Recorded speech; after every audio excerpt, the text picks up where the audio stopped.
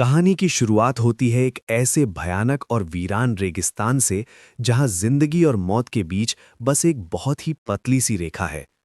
ये वो जगह है जहां समाज उन लोगों को भेज देता है जो या तो बेकार समझ लिए जाते हैं या फिर इतने खतरनाक होते हैं कि उन्हें आम इंसानों के बीच रखना नामुमकिन होता है।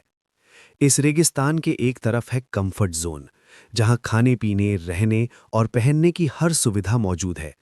लेकिन इस चमक दमक के पीछे छुपे हैं ऐसे खौफनाक राज जो किसी जहन्नुम से कम नहीं। और दूसरी तरफ रहते हैं वे लोग जो भूख और मजबूरी के चलते नरभक्षी बन चुके हैं। इनके पास ना खाना है ना पानी, इसलिए जो भी इनके सामने आता है उसे मारकर खा लिया जाता है, चाहे वो इंसान ही क्यों ना हो। इसी खौफनाक रेगिस्तान में आज एक लड़की को छोड़ दिया जाता है। उसका नाम है आर्लीन। दो पुलिस अफसर उसे यहाँ छोड़ जाते हैं क्योंकि आर्लीन ने ऐसे अपराध किए होते हैं जिनकी कोई सजा तय नहीं की जा सकती। एक बोर्ड पर साफ लिखा होता है कि इसके बाद जो कुछ भी होगा उसकी कोई जिम्मेदारी अमेरिकन सरकार नहीं लेगी। आर्लीन के पास सिर्फ एक कागज होता है जिस पर लिखा होता है फाइंड द कंफर्ट। वो अकेली इस वीरान रेगिस्तान में आगे बढ़ती रहती है। कुछ देर बाद उसे क्रैश हुई कार दिखाई देती है। वो उसी में आराम करने की कोशिश करती है, लेकिन अचानक अजनबी आवाज़ों से उसकी नींद खुलती है। कुछ लोग हथियारों के साथ उसकी ओर बढ़ रहे होते हैं। उनके चेहरों पर हैवानियत साफ झलक रही होती है। आर्लीन भागने की कोशिश करती है, लेकिन बहुत देर हो चुकी होती है। उसे पकड़ लिया जाता है और मारकर बेहोश कर दिया जाता है। जब आर्लीन को होश आता है तो वो खुद को एक टूटे हुए प्लेन के अंदर बंधा हुआ पाती है। तभी एक औरत आती है और बिना किसी हिचकिचाहट के आर्लीन के हाथ और पैर काट देती है और उन्हें अपना नाश्ता बना लेती है। असहनीय दर्द के कारण आर्लीन फिर बेहोश हो जाती है।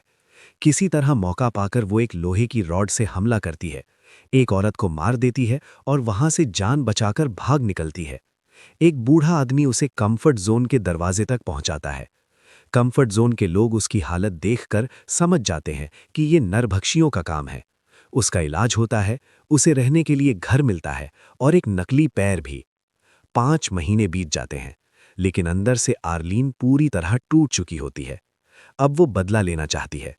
इसी दौरान हम मिलते हैं जसन से, एक नरभक्षी जिसकी एक छोटी सी बेटी है, केट। हालात ऐसे बनते हैं कि आर्लीन जसन की पत्नी को मार देती है, लेकिन उसकी बेटी केट को बचा लेती है और कंफर्ट जोन ले आती है।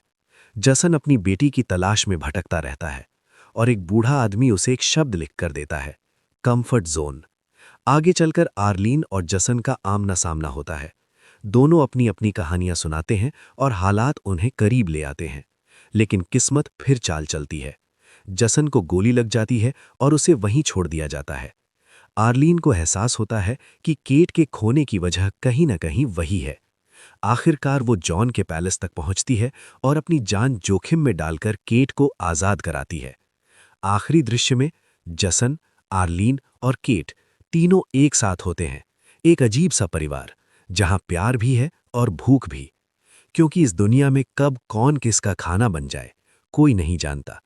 और इसी कड़वी सच्चाई के साथ ये खौफनाक कहानी यहीं खत्म हो जाती है।